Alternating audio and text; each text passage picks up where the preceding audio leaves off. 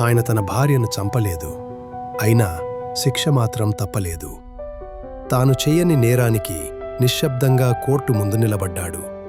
అదే నిశ్శబ్దాన్ని వెంటబెట్టుకుని యాండీ డ్యూఫ్రెన్ షాషాంక్లో అడుగుపెట్టాడు. భవిష్యత్తును కోల్పోయిన ఒక బ్యాంకర్ జీవితంపై మిగిలిన చిన్న ఆశను కూడా నాశనం చేయడానికి నిర్మించిన కారాగారంలోకి అడుగుపెట్టాడు. ఆ గోడల మధ్య ఆశ ఎక్కువ కాలం నిలబడదు. మనుషులు మెల్లగా కూలిపోతారు. రోజులు జారిపోతూ సంవత్సరాలవుతాయి.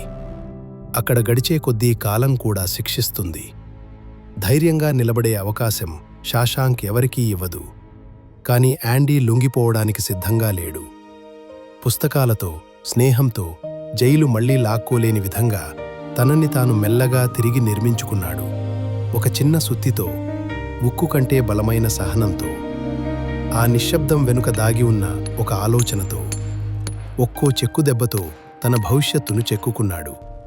నెమ్మదిగా, నిశ్శబ్దంగా, ఎవరికీ తెలియకుండా, తుఫాన్లను దాటి, ద్రోహాన్ని భరించి, చీకటిని మోసుకుంటూ దశాబ్దాలుగా మరిచిపోయిన షాషాంక్ అత్యంత భయపడే ఒక్క విషయాన్ని అతను వదల్లేదు.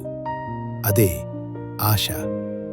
చివరికి భవిష్యత్తే లేదనుకున్న ఒక మనిషి స్వేచ్ఛ వైపు నడిచాడు. సహనంతో రూపుదిద్దుకున్న ఒక మనిషి కఠినమైన మార్గంలో స్వేచ్ఛను సంపాదించాడు.